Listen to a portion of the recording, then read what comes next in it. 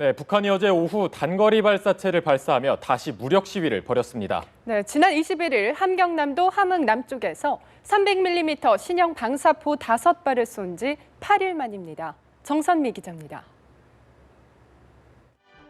북한이 강원도 원산에서 단거리 발사체 1발을 발사했습니다. 합동참모본부는 북한이 어제 오후 5시 40분쯤 원산 일대에서 동북방 내륙 지역으로 불상의 단거리 발사체 1발을 발사했다고 발표했습니다. 이 발사체는 약 200km를 비행한 뒤 양강도 지역에 떨어진 것으로 파악됐습니다. 군 당국이 발사체의 기종을 분석 중인 가운데 비행거리로 밀어 300mm의 신형 방사포인 것으로 관측되고 있습니다.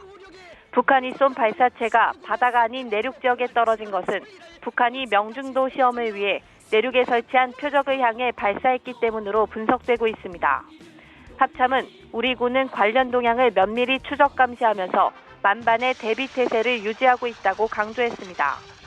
북한이 발사체를 쏘며 무력 시위를 한 것은 지난 21일 함경남도 함흥 남쪽에서 300mm 신형 방사포 5발을 쏜 지 8일 만입니다.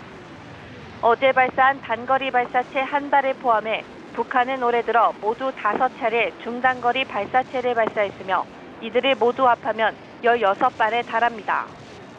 핵안보 정상회의에 참석하는 박근혜 대통령의 출국을 하루 앞두고 단거리 발사체를 쐈다는 점에서 북한이 국제사회의 대북 공조를 겨냥해 무력 시위를 벌였다는 해석도 있습니다.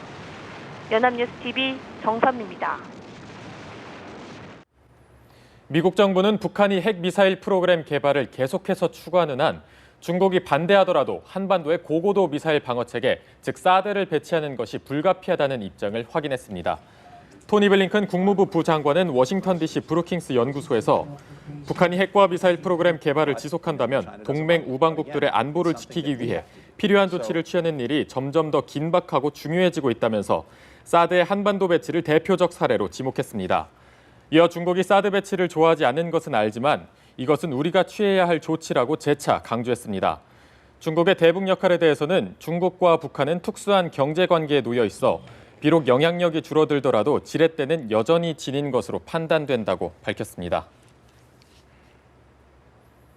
박근혜 대통령이 미국 워싱턴에서 열리는 핵안보 정상회의에 참석하기 위해 오늘 오후 출국합니다. 네, 미중일 세 나라와 정상회담도 가질 예정인데 북한 비핵화를 위한 국제사회 공조를 이끌어내는 데 주력할 전망입니다. 김혜영 기자입니다. 박근혜 대통령이 핵안보 강화 방안을 논의하는 핵안보 정상회의에 참석하기 위해 오늘 오후 미국 워싱턴으로 떠납니다. 박 대통령은 회의에서 버락 오바마 미국 대통령 등 52개국 정상, 4개 국제기구 대표들과 정상성명 코뮤니케를 채택할 예정입니다. 특히 첫 일정인 업무 만찬에서부터 북핵 문제를 공론화해 국제공조의 필요성을 강조할 것으로 보입니다. 북한 핵 개발의 위험성을 제기하시며 북한 비핵화를 위한 국제사회의 단합된 노력을 촉구할 예정입니다. 박 대통령의 북한 비핵화 외교는 핵안보 무대 바깥에서도 이어집니다. 박 대통령은 한미 정상회담에서 한미연합 방위 태세를 재확인하고 양국의 독자 제재 공조 방안을 논의합니다. 이어 한미일 3국 정상회의, 한일 정상회담, 북한의 4차 핵실험 이후 첫 한중 정상회담까지 3시간의 마라톤 회담을 이어갈 예정입니다. 박 대통령은 다음 달 2일부터 5일까지는 145명의 대규모 경제사절단과 멕시코시티를 공식 방문합니다. 엔리케 페냐 니에토 멕시코 대통령과 정상회담을 갖고 북한 비핵화 공조 방안과 멕시코 인프라 사업 참여 방안 등을 협의합니다.